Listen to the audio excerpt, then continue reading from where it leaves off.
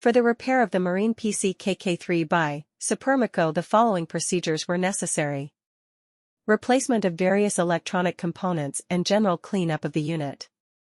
For testing we use a 24-volt DC power supply. By turning on the PC, the unit reacts accordingly and we can see that the screen lights up.